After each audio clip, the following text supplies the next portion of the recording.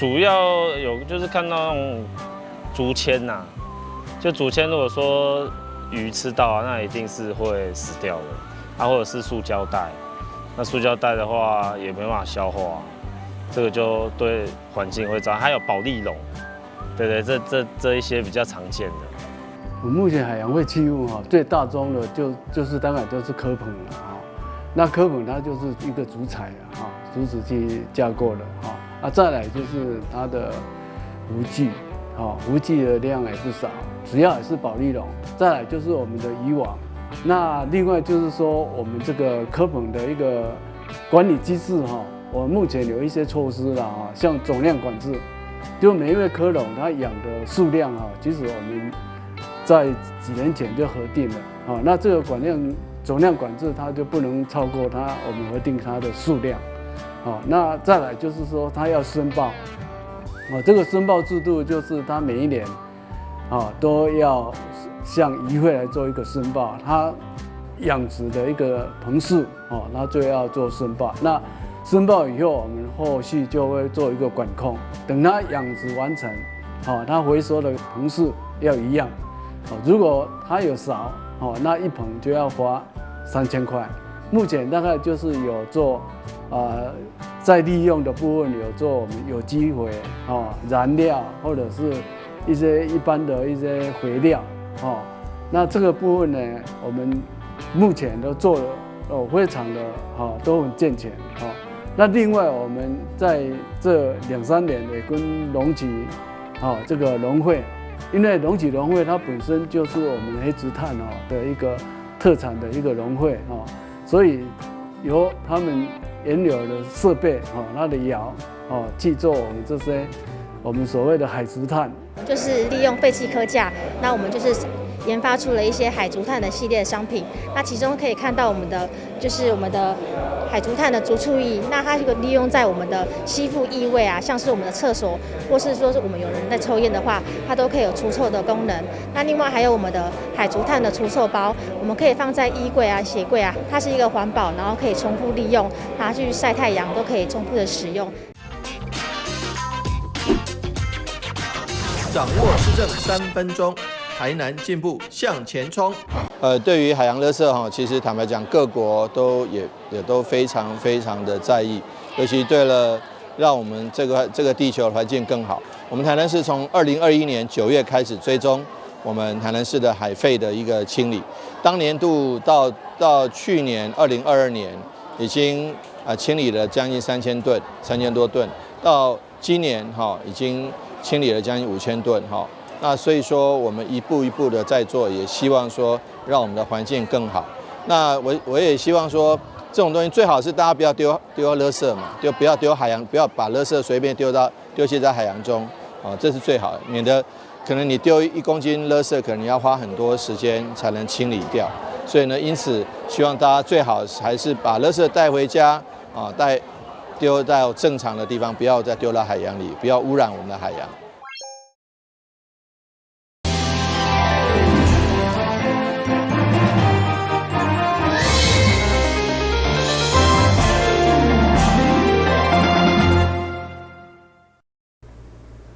大家好，我是陈美纯，欢迎收看6月16号礼拜5的中嘉台南地方新闻。咱赶快先来关心议会定期会。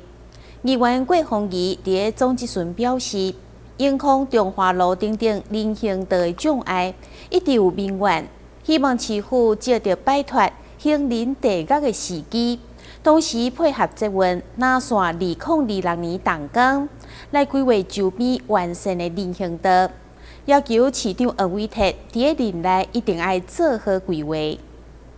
议员郭宏仪总质询先以永康中华路大桥到文化中心，以及东门路到林地转运站等人行空间的障碍，以及公车徛排缺失，来检讨对过路人的威胁。进一步要望的是配合捷运路网，将周边的人行道完整改善。主要是摆脱行人地角上好的时机，嘛以台北研究以及新加坡、东京等捷运运量成功的关键，要求市长年内要规划好势。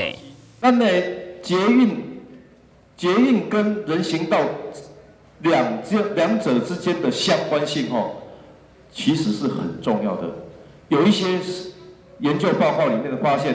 其实伫台北市来讲，对90公里长到130几公里长，这加40公里长的长度已经建制好来讲，但是大众运输捷运的这个使用率，其实它的提升的效率也不高，给2%。但这2%是为什么？因为咱人行道建制的不够完整，所以人不会想要用走到我们的大众运输的我们的捷运站，伊嘛是个要骑多摆啦，还是想要骑机车？因为我们尊重学术研究，当然是尊重。这人有研究过，毕竟咱台南市干嘛去做这块研究？可是台北市的人行道的优良度是全台湾最好的。怎么样让我们的行人更好走？那我必须坦白承认我们在努力改善，但是还不够多，不够快。议员用优势的人行空间甲道路设计，希望成为台南400以后一项重大的改变甲进步。临时各种活动闹热滚滚，参像做少，结果道路同款处处陷阱。台南新闻军职林英光采访报道。面对少子化的问题，议员游泳伫总集村以韩国开大钱来鼓励民众生囡仔为例。建议台南市的生育津贴第1梯发5万，若是生到第4梯，就送小套房。结果市长恩伟提回应，若是生第5梯呢，议员表示讲，就送透天厝。议员游泳池伫总集村以到处建议65岁以上老人健保费补助，市长顺应民意，7月将伊实施，表达欣慰。会中进一步针对台南生育率6度上低，所以韩国因应少子化推出6档金的催生法案，借出254万给你贷款，而且只要生第3个就免刑的做法。具体建议咱生第1梯的5万，第2梯10万，到第4梯送小套房来提升生育率。对此，黄市长答复讲第5梯呢，议员直接讲送透天，引起一阵轰动。第1梯5万，第2梯10万，第3梯20万，勇敢的第4梯呢，1路套房。市长你捌甲我问讲，大家要咧大，我里面法律干呢，生出来就先来生育率提升。伊要袂顺嘛，袂要紧，就你甲补助就好啊。这嘛只要我开不盖电视呢，咁是安尼。所以这市长你来考虑一下啦，你建议啦，建议就无一个会成功。像我健保的讲4档这么哪做？甲议员报告第5梯呢？第5梯就透天透天无较贵，这透天1千块啊。这鼓励一味的猛砸钱这个情形看起来效果也好像也不很多。你可以光是议员提到了韩国的例子，韩国有了这个例子，它的出生率还是亚洲数1数2的低啊。所以说砸这种钱有没有效？我真的不知道。而且现在不只是砸好5万、10万、10几万，现在变成要送房子、送套房还不够，还要送透天。这个我觉得。这个理想度很高，可行性还要再思量。依照111年底台南市的公共负债509亿，加上以后健保费补助1档28亿支出，市府财政已经捉襟见肘。议员的建言不管到评估，重点是要凸显生育率偏低、少子化的国安危机。台南新闻军职林英光采访报道。今年全国原住民族运动会以及查哈姆杯慢速垒球赛，台南队拢摕到金牌。虽然市长有加颁发奖金来做鼓励，不过议员仍爱大力强调，好成绩是因为组织训练、甲人才遴选的制度，所以要求市府一定要提早编足预算来支援。议员应爱大力以原住民的身份，伫总集村强调台南好，原住民才会好，嘛特别检讨相关运动政策。会中以今年全国原住民族运动会以及查哈姆杯全国原住民慢速垒球赛，台南队拢有摕下冠军的好成绩来思考，强调就是规公平时做训甲培育选拔，才当一步一步开花结果。所以要求后一届2025年的运动会相关预算一定要提早编列。主训是不是要继续？按照你是否给我的回文是会继续的，是体育局跟原民会跟原委会，我们针对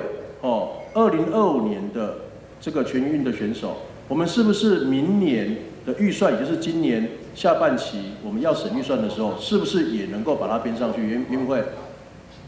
谢谢议员的关心哈。那天在球场上也看到您那个激动、感动的红了眼眶啊，心里也是非常的感动。那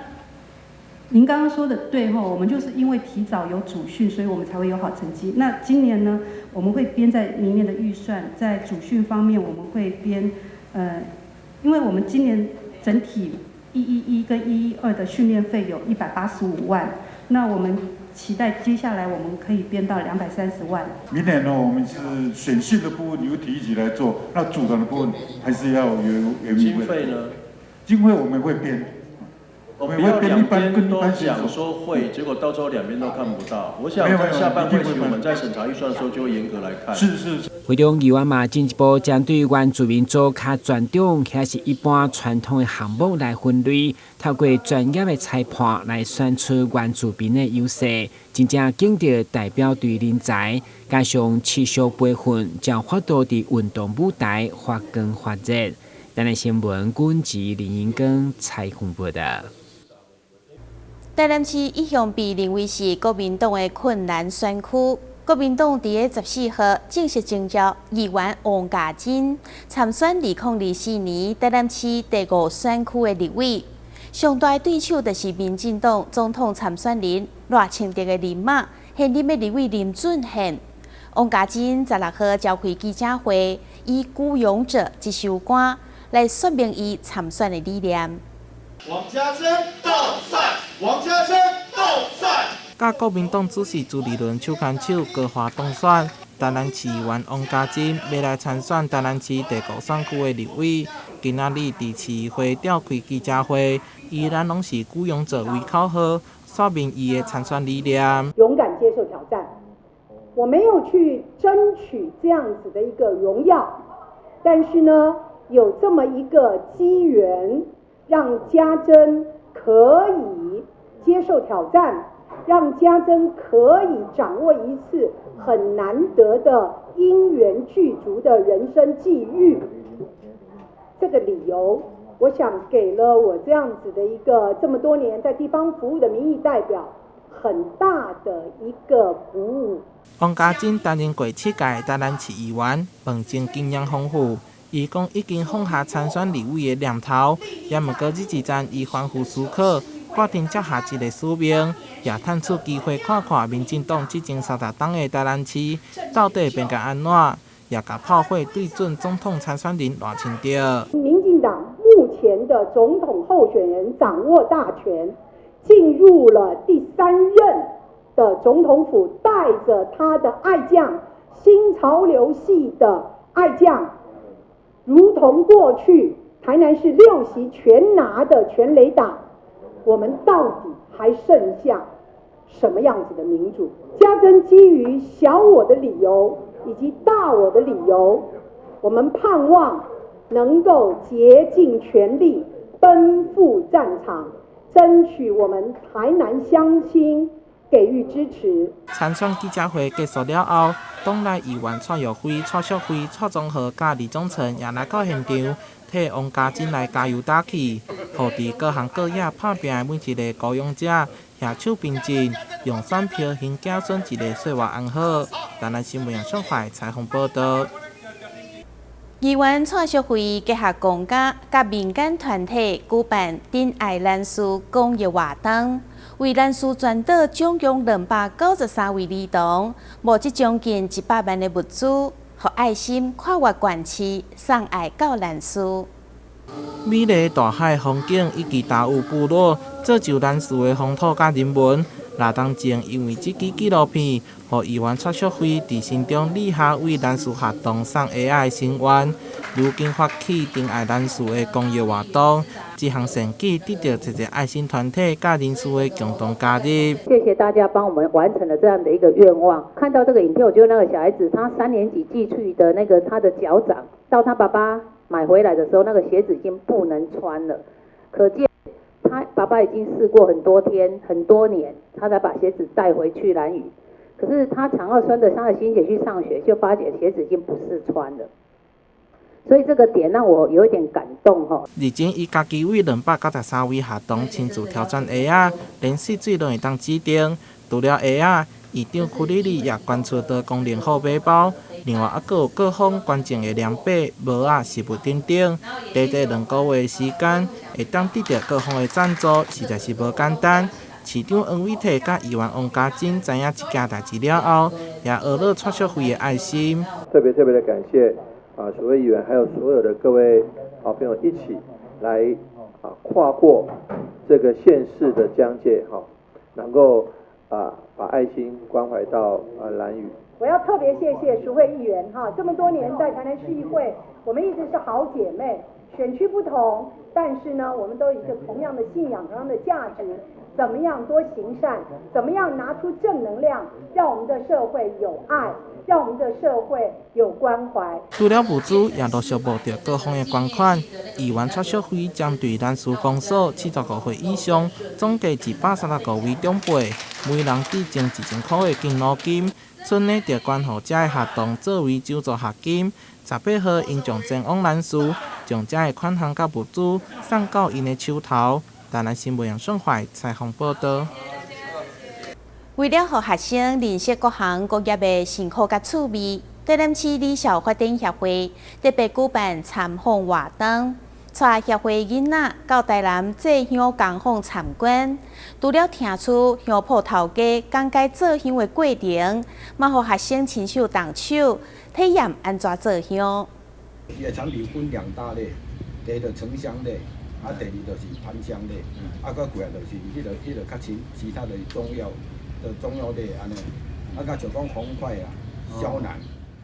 理校协会囡仔认真听取头家蔡永元的讲解，为沉香的产地、品质，佮来讲到香气的制作方式，精彩内容，互学生听甲真有兴趣。以前都不知道制作的过程，但是今天来实际看到，觉得就蛮特别，因为以前。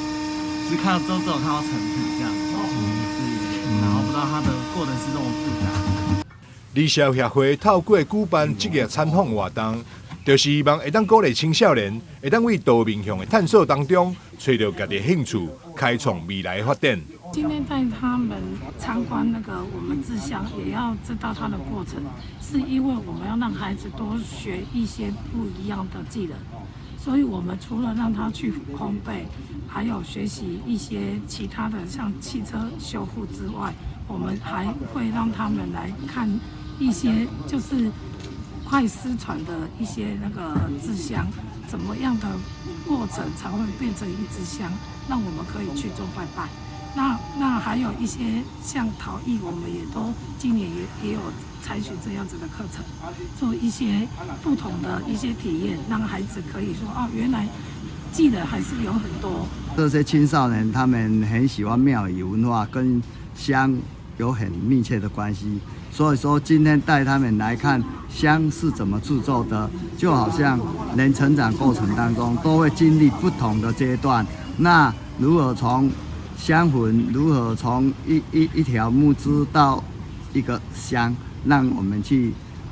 了解制香怎么做，人生的成长怎么成长。总会长施俊军表示，在制香的过程中，除了会当让青少年学习到技能，嘛会当缓解青少年冲动的个性，安定心灵，同时嘛会当感受到这种敬业乐业精神。台南新闻张硕伟采访报道。3冬来疫情，真侪活动拢停办。随着疫情降级，迎接5日节，中央社会福利慈善基金会16号中昼举办后疫情时代第1场的自餐。邀请家友、脑性麻痹以及两骨损伤朋友团体做伙享用美食，感受过节的气氛。江阳慈善基金会每当端午、中秋等节庆，拢会邀请家友以及弱势团体食美食，分享过节气氛。不过过去3冬，却因为疫情因素停办。而这场满院古餐活动，也是疫情3年外来的第一场。这一次因为政府已经给我们开放，所以我们就想说，借着端午节，为他们先办一个小小的暖身的满院的聚餐活动，然后让他们知道，他们其实是受到我们的关心、关怀跟祝福的。那今天参加的团体，除了街友之外，还有脑麻团体以及脊损的病友，那他们也都是我们关怀的对象。希望这一次小小的一个聚会，可以让大家开心。柑仔甲居士洛本天津仁波切也亲身来到现场，甲弱势朋友问候，并发送红包祝福大家。看到很多久违不见的朋友，很是高兴。那我个人也带了一些，我不敢讲说是红包啦，那我称它为押金啦、代金啦。我想你这个时代，物资浮动，大家趁食无方便，所以内心总是袂当遐尔稳定。那希望讲一点点意思，会当互因内心感觉到迄个温暖。这就是我们在端午之前举办这个活动最大的用意，也希望社会大众能够将这份爱传递下去。基金会董事长谭守新表示，这场端午餐会是江阳在后疫情时代第一场满院聚餐，延续2019年的做法。同款是邀请家友以及弱势朋友享用美食，并送伴手礼。伊也感谢所有爱心捐献善心大德、江阳大家长仁波切以及志刚的善念，才成就这场餐会，让弱势朋友拢会当感受到端午团聚的气氛。台南新闻张硕维采访报道。高雄左营有一间中型美食餐厅。头家研发出更加符合台湾人口味的酸辣粉汤头，加上秘制香油，香香咸咸又搁甘甜的滋味，互真侪人客一食就食掉的。从锅里捞出热腾腾的面条，加入肥肠、老板改良的酱汁和自制的辣酱，再撒上一点香菜，一碗重庆肥肠酸辣粉就可以上桌了。老板在创业前其实是专业的台菜师傅，到重庆工作以后，从当地同事那里学到道地的重庆面食，从此爱上那个滋味，便决定以川味作为创业的根基。其实我们一开始是要卖凉面呢，就是我们主打其实是凉面，然后后来想说，我先生他自己有练那个辣油，就是四川的辣油，他觉得这东西其实可以再去衍生出一些别的产品，因为像我自己我很喜欢吃酸辣粉，我之前有在澳门工作，然后那边我觉得这东西真是太美味了，然后为什么台湾都没有？因为像薯粉这个东西，他们可能当地人就是除了做酸辣粉。然后他们火锅啊，就像我们火锅会加泡面，可是他们是加薯粉，然后就想说，这东西可以来卖卖看这样。这家重庆面食从路边小摊车做起，到能够拥有自己的店面，受欢迎的程度可见一斑。自炼辣油和花费6个小时熬煮的药材炖汤，这2味精髓功不可没。我们不主打道地，我们的口味都是改良。有改良过，就是台湾人比较适合的口味啊，像南部这边就是可能口味在调整，然后让它再可能偏甜一点这样。以我们酸辣粉的汤来说好了，我们那个酸汤，我们可能就加了十几味的中药，就有点像我们台湾那种油炖排骨这样，因为台湾人其实对这种中药口味的汤其实接受度很高。酸汤我们就可能就是更层次更多一点。为了符合台湾南部口味，老板和老板娘花了许多心思调整用料。店里贩售的几种面，不管是辣的不辣的，共同点就是又香又顺口。我们凉面的面条它跟外面比较不一样，我们是用特制的细拉面。外面可能比较常见就是油面，然后它吃起来可能会比较有嚼劲一点。